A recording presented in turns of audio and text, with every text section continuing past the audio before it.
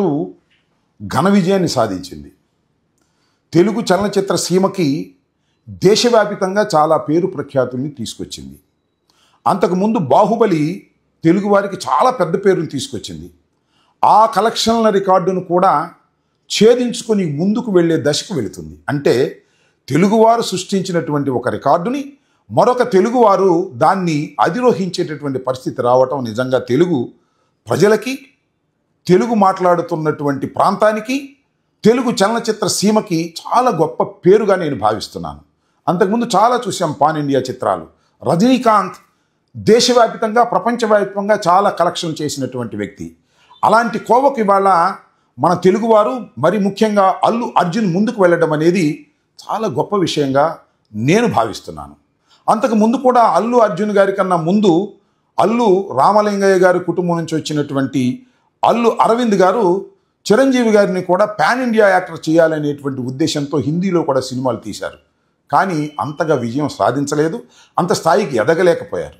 కానీ ఇవాళ అల్లు అరవింద్ గారి కుమారుడైనటువంటి అల్లు అర్జున్ పాన్ ఇండియా స్థాయికి వెళ్ళటమే కాకుండా చాలా పేరు ప్రఖ్యాతులు సంతరించుకున్నారు. ఇది వారికి అందరికీ కూడా చాలా గర్వకారణం. నిజం చెప్పాలంటే తెలుగువారు, అదేవిధంగా అల్లు అర్జున్ కుటుంబ సభ్యులు, మెగా కుటుంబ సభ్యులు కూడా చాలా పండుగ చేసుకోవలసినటువంటి సందర్భం. కానీ పండుగ చేసుకోలేకపోతున్నారు, చాలా బాధపడుతున్నారు, లోన్లీగా ఫీల్ అవుతున్నారు. దీనికి కారణం రేవతి దారుణంగా ఒత్తిడిలో మరణించటం. రేవతి ఎక్కడ మరణించింది? పుష్ప సినిమా రిలీజ్ రోజున సంధ్యా థియేటర్ దగ్గర మరణించింది. ఆ సంధ్యా థియేటర్కి చిత్రం చూడటానికి హీరోనే సాక్షాత్తు వెళ్ళాడు. ఆ ఒత్తిడిలో ఆమె మరణించింది. ఇది జరిగినటువంటి సత్యం. దీనికి కారణం ఎవ్వరు? దీనికి కారణం డైరెక్ట్గా ఆ సినిమా హీరోనే. ఆ సినిమా హీరో వెళ్ళడం వల్లే ఆమె హత్య గావించబడింది అనేటువంటి మాటలు మాట్లాడుతున్నారు. చివరికి అల్లు అర్జునే మర్డర్ చేశాడనే స్థాయికి సాక్షాత్తు ముఖ్యమంత్రి గారి శాసనసభలో మాట్లాడినటువంటి వైనాన్ని చూసినప్పుడు నాకు కించిత్ బాధ కలిగింది. నేను ఈ సందర్భంగా చాలా స్పష్టంగా చెప్పదలుచుకున్నాను.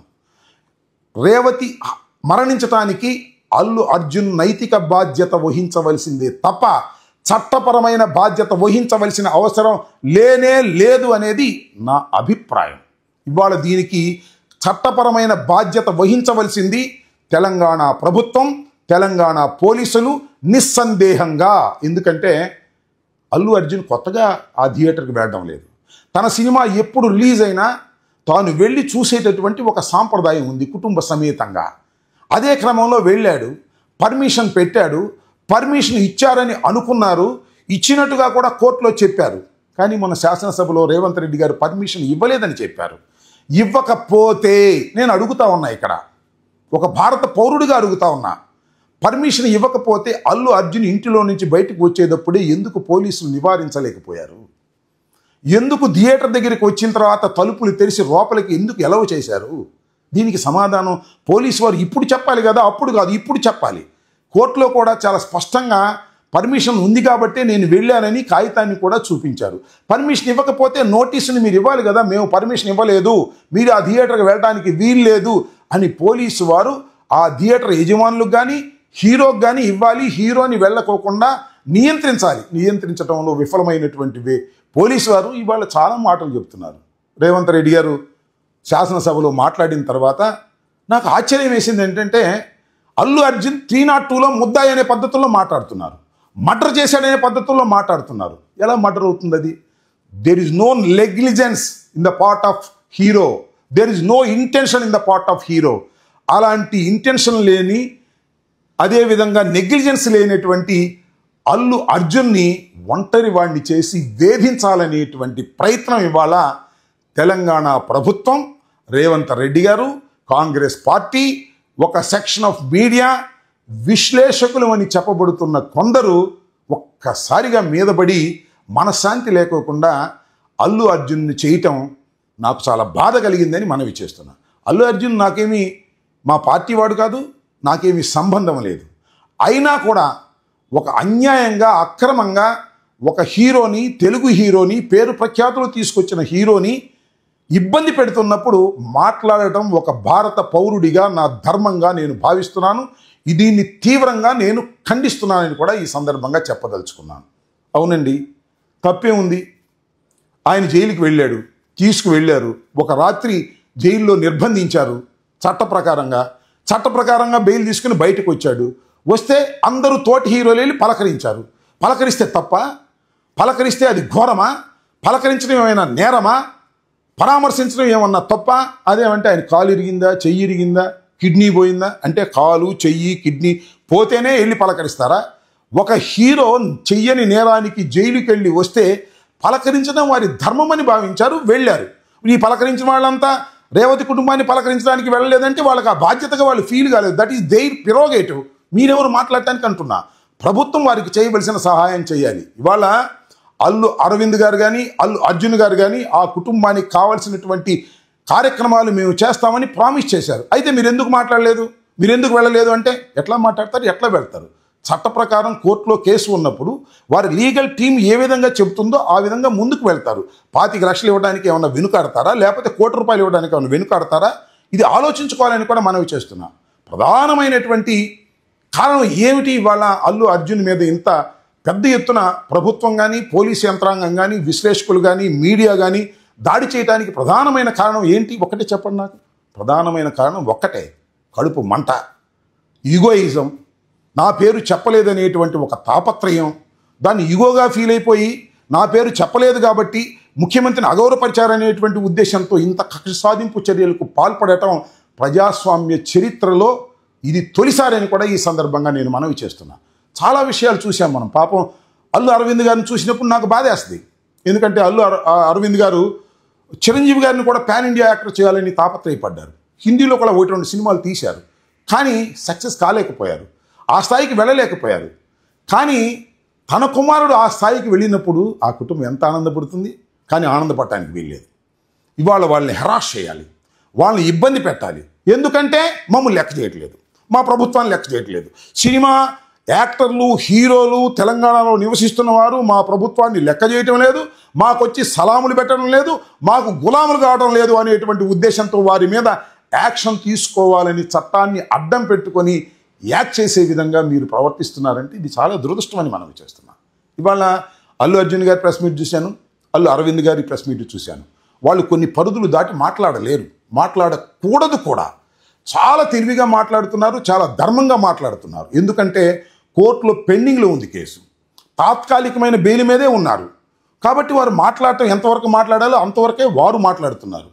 కానీ రేవంత్ రెడ్డి గారు కానీ, రేవంత్ రెడ్డి గారి పార్టీ కానీ శాసనసభలో ఇష్టం వచ్చినట్టు మాట్లాడతారు. శాసనసభలో మాట్లాడిన దాన్ని ఇమ్యూనిటీ ఉంటుంది కాబట్టి కోర్టు ప్రశ్నించడానికి వీల్లేదు. కాబట్టి ఏకంగా ఏమన్నాయంటే ఈ అల్లు అర్జున్ గారు మర్డర్ చేశారు, మర్డర్లో ఉన్న వాళ్ళకి మనం ఎగ్జంప్షన్ ఇస్తామా, సెలబ్రిటీస్ ఎగ్జంప్షన్ ఇస్తామా, ప్రివిలేజెస్ ఇస్తామా అనేటువంటి మాట ఇవాళ సాక్షాత్తు ముఖ్యమంత్రి గారే శాసనసభలో మాట్లాడిన తర్వాత ఒక విధంగా శాసనసభను దుర్వినియోగం చేశారనేటువంటి మాట నాకు అనిపిస్తూ ఉన్నదని కూడా ఈ సందర్భంగా నేను చెప్పదలుచుకున్నాను. అయితే అల్లు అరవింద్ చాలా ఒంటరివాడు.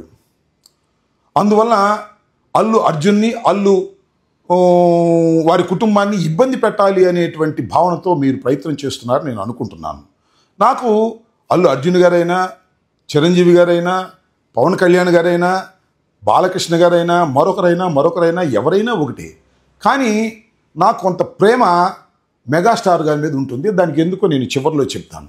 మీకు ఇక్కడ ఇంకో విషయాన్ని కూడా గుర్తు చేస్తా. బాలకృష్ణ గారు, రాజశేఖర రెడ్డి గారు ముఖ్యమంత్రిగా ఉన్న సమయంలో బాలకృష్ణ గారి ఇంట్లో రివాల్వర్ పేలింది, కొందరు గాయాలయ్యాయి. కానీ ఆ ప్రభుత్వం ఎలా ప్రవర్తించింది? ఒక ధర్మంగా, ఒక మర్యాదగా ఆయన మీద కేసు బుక్ చేసి ఒక పద్ధతి ప్రకారం నడుచుకున్నటువంటి విషయం కక్షపూరితంగా వ్యవహరించలేదని ఆ రోజున రాజశేఖర రెడ్డి గారికి ప్రశంసలైందని కూడా ఈ సందర్భంగా నేను మనవి చేస్తున్నాను. ఆ విధంగా ప్రవర్తించాలి. వాళ్ళు కేసు పెట్టారు, పెట్టినప్పుడు తీసుకువెళ్ళాలి, కోర్టులో ప్రొడ్యూస్ చేయాలి, బెయిల్ వస్తే వదిలిపెట్టాలి. కేసు కోర్టులో ప్రొడ్యూస్ చేశారు, బెయిల్ రాకోకుండా నివారించారు, బెయిల్ వచ్చినా కూడా ఆ రాత్రి అక్కడే బంధించేటువంటి కార్యక్రమం చేశారు. ఇదంతా చూస్తున్నప్పుడు ఒక కక్షపూరితమైనటువంటి పద్ధతుల్లో రాష్ట్ర ప్రభుత్వం వ్యవహరించిందనేటువంటి మాట ప్రతి వారి మనసుల్లో ఉండిపోయిందనే విషయాన్ని కూడా ఇక్కడ నేను చాలా స్పష్టంగా మీ ద్వారా రాష్ట్ర ప్రజానీకానికి చెప్పదలుచుకున్నాను. ఇంకొక విషయాన్ని కూడా ఇక్కడ చెప్పాలి. సరే మెగాస్టార్ అంటే ఎందుకు మీకు అభిమానం అని అన్నారు అని మీరు అడగొచ్చు. నేను ఇందాక చెప్పాను, మెగాస్టార్ చిరంజీవి గారు ఒకానొక సందర్భంలో అదేమిటంటే, ఆ రోజు తెలుగుదేశం పార్టీ అధికారంలో ఉన్నప్పుడు ముద్రగడ పద్మనాభం గారు రిజర్వేషన్ల కోసం పోరాటం చేస్తూ నిరాహార దీక్షలో కూర్చున్నప్పుడు ఆ నిరాహార దీక్షను భగ్నం చేసి ఆయన్ని పట్టుకు వెళ్ళి ఒక ఆసుపత్రిలో బంధించి చిత్రహింసలకు గురి చేస్తున్న రోజున మేమందరం సమావేశం ఏర్పాటు చేయాలి కాపుల అందరం అనే ఉద్దేశంతో ఆ రోజున దాసరి నారాయణరావు గారిని, అదేవిధంగా చిరంజీవి గారిని, అదేవిధంగా బొత్స సత్యనారాయణ గారిని, ఇలాంటి ప్రముఖులందరినీ పిలిచి ఒక పెద్ద సమావేశాన్ని హయత్ హోటల్లో మేము నిర్వహించాం. ఆ రోజున చిరంజీవి గారు రావాల్సిన అవసరం లేదు. ఇది సినిమా యాక్టర్, ఒక కులానికి సంబంధించినటువంటి అంశం. అయినా ధైర్యంగా ఆ రోజున వచ్చాడు. ఈ ప్రభుత్వం చేస్తున్నది తప్పు అని దాసరి నారాయణరావు గారితో గొంతు కలిపినటువంటి వ్యక్తి చిరంజీవి గారు. అందువల్ల చిరంజీవి గారు అంటే మాకు చాలా గౌరవం అని మనం చేస్తున్నాం. పార్టీలు వేరు కావచ్చు, మరొకటి కావచ్చు, కానీ ఆ రోజున దాసరి నారాయణరావు గారి వాళ్ళు లేరు. దురదృష్టవశాత్తు ఆయన ఉంటే పరిస్థితులు మరొక రకంగా ఉండేవని కూడా ఈ సందర్భంగా నేను మనవి చేస్తున్నాను. ధైర్యంగా ముందుకొచ్చి మాట్లాడగలిగిన శక్తి సామర్థ్యాలు ఉన్నటువంటి వ్యక్తి దాసరి నారాయణరావు గారు స్వర్గీయులైపోయారు. ఇవాళ ఆ రోజున చిరంజీవి గారు వచ్చారు, మాకు చాలా సంతోషం. అలాంటి సందర్భంలో క్రిటికల్ పొజిషన్లో చిరంజీవి గారు వచ్చి నోరెత్తి ప్రభుత్వానికి వ్యతిరేకంగా మాట్లాడగలిగారు. దట్ ఈస్ శభాష్ అని కూడా ఆ రోజున మేము అందరం కూడా అనుకున్నామని కూడా ఈ సందర్భంగా నేను మనవి చేస్తున్నాను. ఇంక రెండో అంశానికి వచ్చినప్పుడు మరి పవన్ కళ్యాణ్ గారు, సరే ఆయన మా పార్టీ కాదు, మాకు రాజకీయ ప్రత్యర్థి అయినంత మాత్రాన నేనేదో ఘాటుగా విమర్శిస్తున్నానని దయచేసి మీరు అనుకోవద్దని కూడా ఈ సందర్భంగా మనవి చేస్తున్నాను. ఈ సందర్భంలో ఖచ్చితంగా పవన్ కళ్యాణ్ గారు నోరు మెదపాలి. ఇంతకుముందు మెదకపోతే మెదకపోవచ్చు, మీకు మీ కుటుంబ తగాదాలు ఉంటే ఉండొచ్చు, లేదా అల్లు అర్జున్ కాంగ్రెస్ పార్టీ అభ్యర్థికి సపోర్ట్ చేయడానికి వెళ్ళాడనేటువంటి ఒక భావన మీకు ఉంటే ఉండొచ్చు. కానీ ఇది అలాంటి సందర్భం కాదని మనం చేస్తున్నాం. నిన్న రేవంత్ రెడ్డి గారు కానీ కాంగ్రెస్ ప్రభుత్వం కానీ ఏం చెప్పారు?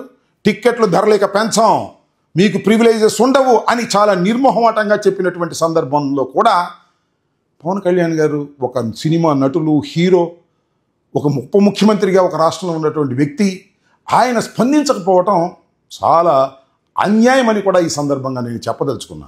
ఒకానొక సందర్భంలో వైఎస్ఆర్ కాంగ్రెస్ పార్టీ అధికారంలో ఉన్నప్పుడు టిక్కెట్ల ధర పెంచడానికి వీల్లేదు అని ప్రభుత్వం నిర్ణయం తీసుకున్నప్పుడు ఏం మాట్లాడారు పవన్ కళ్యాణ్ గారు? ఒకసారి గుర్తు చేసుకోండి. డిమాండ్ అండ్ సప్లైతో సంబంధించినటువంటి అంశం, దానిలో ప్రభుత్వం ఎందుకు ఏలు పెడుతుంది అని గర్జించారు. అంతేకాదు, ఇది రెడ్లు వ్యవహారం మీరు తేల్చుకోండి అని ఆ రోజున ఒక రెడ్డి గారిని ప్రొడ్యూసర్ని రెడ్లు వ్యవహారం మీరు వెళ్ళి తేల్చుకోండి అనేటువంటి మాట మాట్లాడారు. నేను ఇవాళ ఇది కాపులు వ్యవహారం అని అంటలా, కానీ ఒక సినిమాకు సంబంధించినటువంటి అంశంలో పవన్ కళ్యాణ్ గారు ఎందుకు మాట్లాడటం లేదు? కేవలం మీరు అల్లు అర్జున్ మీద కోపంతో మాట్లాడలేదా? లేకపోతే రేవంత్ రెడ్డి గారు అంటే మీకు భయమేసి మాట్లాడలేదా? న్యాయం మాట్లాడవలసినటువంటి ధర్మం మీకు లేదా? న్యాయం ధర్మం మాట్లాడుకోకుండా కాముగా మౌనంగా ఉండటం చాలా అన్యాయం, దురదృష్టకరమని కూడా ఈ సందర్భంగా నేను చెప్పదలుచుకున్నాను. ఈ సందర్భంగా నేను చాలా స్పష్టంగా చెప్పదలుచుకున్నది ఏమిటంటే, రేవతి మరణం చాలా విచారకరం.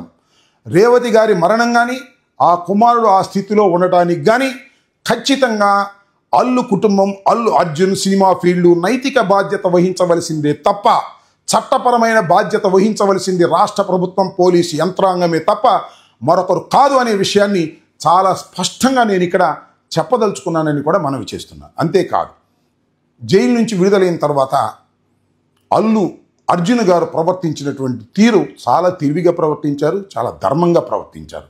ఎంతవరకు మాట్లాడాలో అంతవరకే మాట్లాడారు.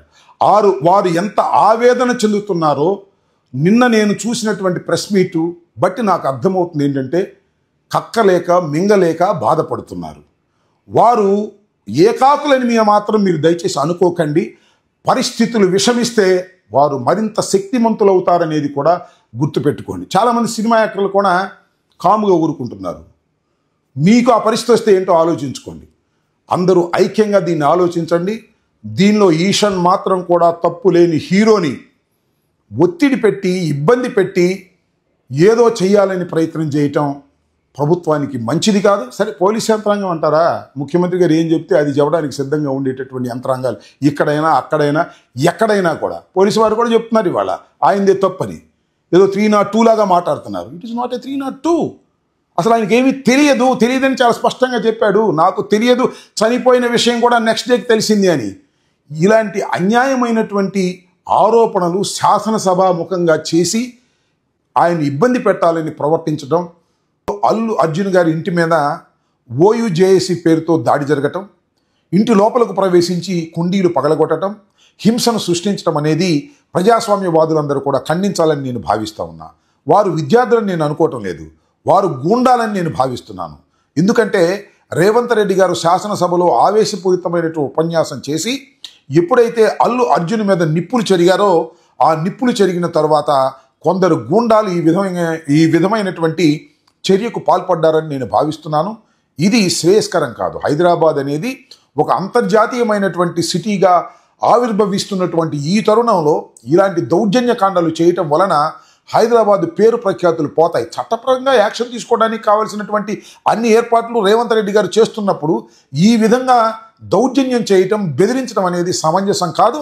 అందరూ ప్రాంతాలకు అతీతంగా అందరూ ప్రజాస్వామ్యవాదులు దీన్ని ఖండించాలని నేను ఈ సందర్భంగా విజ్ఞప్తి చేస్తున్నాను. ధన్యవాదాలు.